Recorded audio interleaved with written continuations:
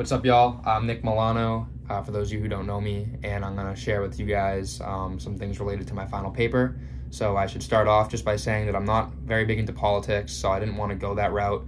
I wanted to choose something that's more interesting to me and something that I can, kind of relate to more. So I decided to go take the sports route, and then I had to figure out how I was going to relate sports to misinformation.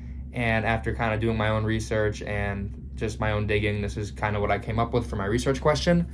So it's going to be, how does in-group, out-group perception in the case of former Celtics head coach Ime Udoka affect the behavior and extreme speech shown by both sides of the ordeal?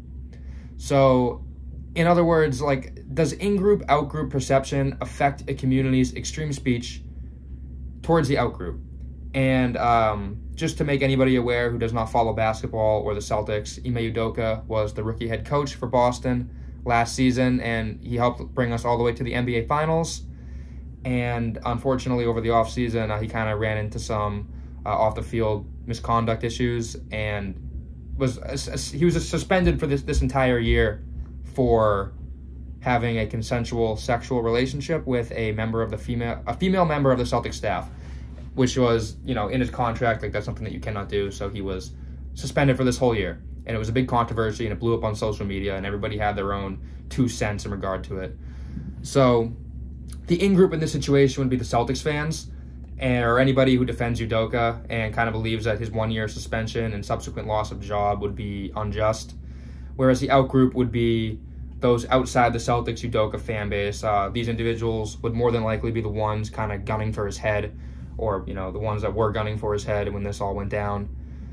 And you're going to be seeing this in-group, out-group is mostly on social media. Like, for example, the in-group would be, on Celtics Twitter fan pages, where everybody kind of defends and, bleeds green, whereas the out-group would be, just the NBA page, or, an ESPN page, where they're just, reporting, Ime Udoka suspended. You go into the replies of that, and you're going to see a whole array of, crazy people, crazy hate speech and stuff, whereas if you go on to just the Celtics fan page, it's going to be mostly supportive, like-minded folks. So why is this research question relevant? Well, as we all know, sports are a very relevant topic in today's culture, and especially living in Boston, being one of the biggest sports cities, if not the biggest sports city in the entire country. When something happens within one of our 4 teams, everybody finds out like that, and everybody has their own very distinct opinions on whatever's going on within the sports world. So that kind of makes animosity run rampant. And sometimes, it can be, playful, in the name of the game.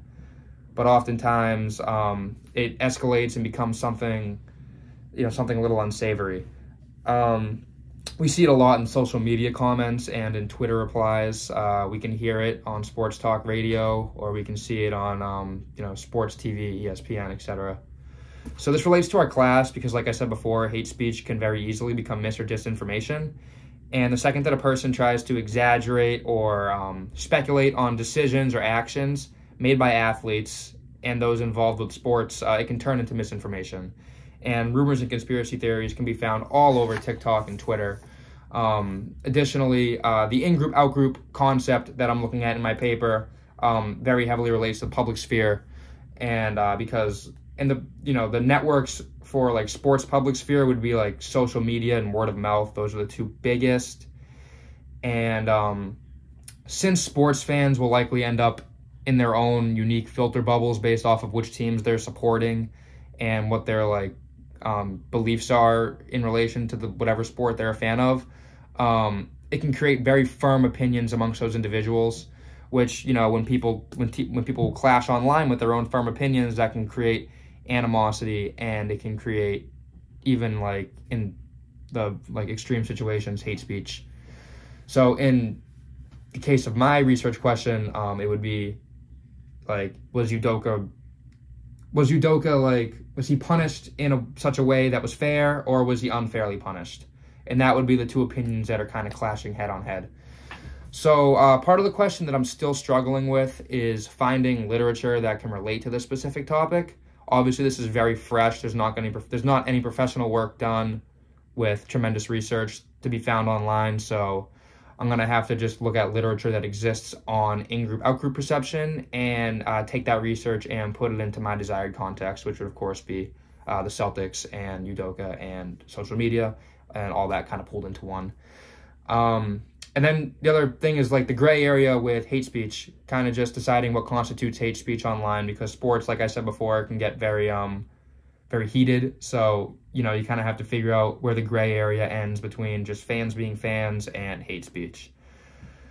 So yeah, thank you to everybody who listened all the way through my conference, and I look forward to any feedback or ideas you guys have for me. Thanks so much.